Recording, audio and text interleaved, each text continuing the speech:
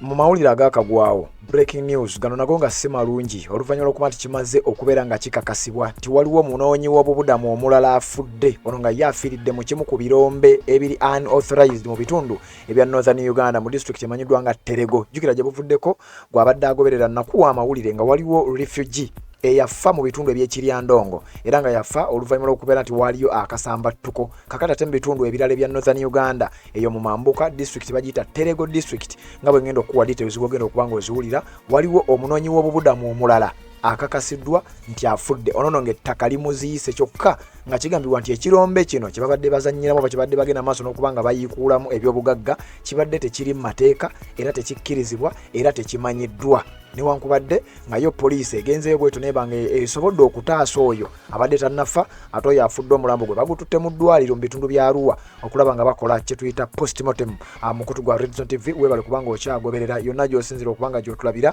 naddala gw'atambula naffe atanaba kubanga osubscribe nga nnyongera okujjukiza kirira wansi awo olaba ekigambo subscribe kikwateko kwata kade ka notification obeere ng'otambulira wamu naffe ngenda kuwa biki poliisi byeyogedde ku muntu ono afudde nga naye munnansi ow'eggwanga erya South Sudan wabula nga munoonyi w'obubudamu oba kyoyinza okuyita refugee ali mu bitundu ebya Northern Uganda nga balina kampu emu gye balimu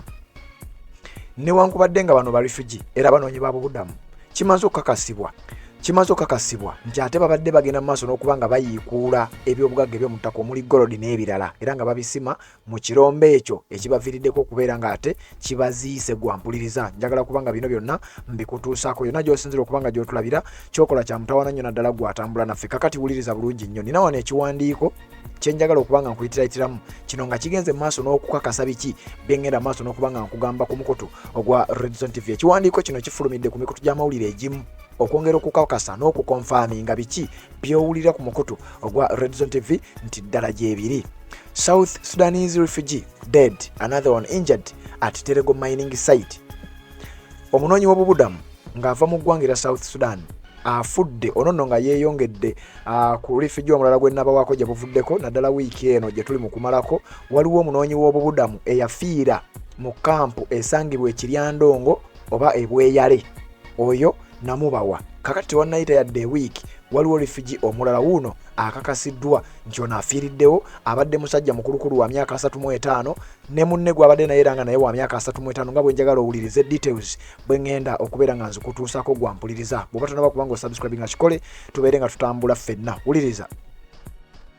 A 35-year-old South Sudanese refugee has been confirmed dead and another hospitalized after soil buried them at a mining site in Terego district in northern Uganda.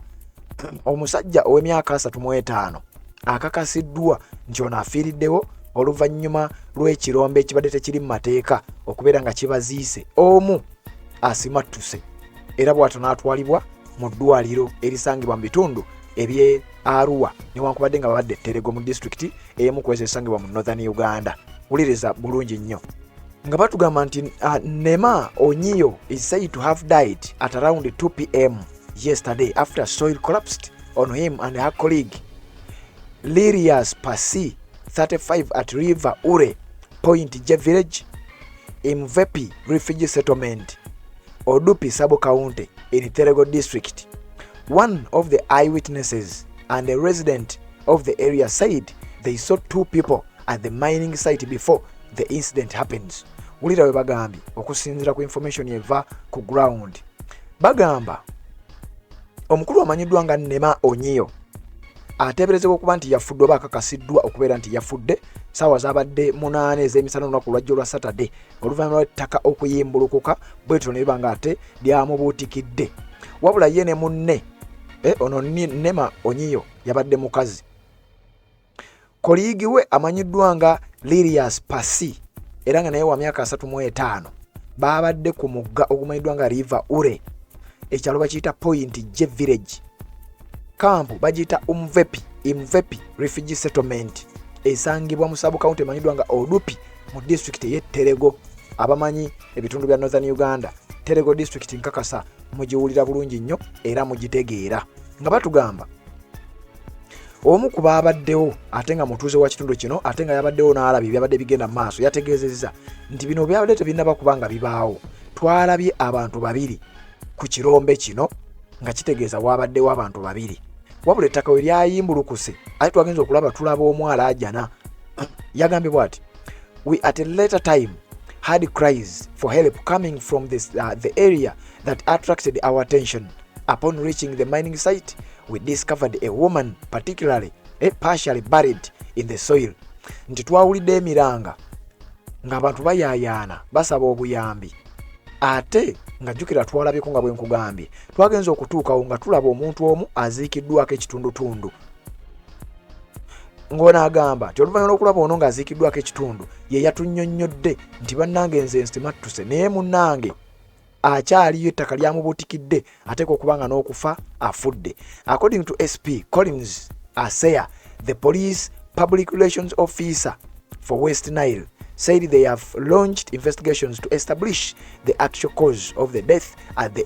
illegal mining site. Newankubadde nga poliisi yakitegedde bulungi nti ono yafudde era afudde luvannyuma lwa ttaka kuyimbulukuka okusinziira ku mwogezi wa poliisi mu bitundu bino amanyiddwa nga SP Collins Aseya yategeezezza nti tugenda maaso n'okukola okunoonyereza bw'omulambo baagututte ku ddwaliro okulamu nga bakola kye bayita postmortem okwongera okugenda maaso n'okukola okunoonyereza balabe eddala kiki ekyaviiriddeko omuntu oyo okufa newankubadde nga bakitegedde bulungi nnyo ti ttaka lyamubuutikidde era bwati bwe bagambye. The district OCCID and his team responded swiftly to the scene and the conscious victim was rescued and transported to Yinga Health Center 3 for treatment, while the deceased's body was taken to Arua Regional Hospital for a post-mortem examination. Omwogezi wa polisi watu yakakasizza nti ono gwe twasobodde okutaasa nga tannafa twasobodde okumutwala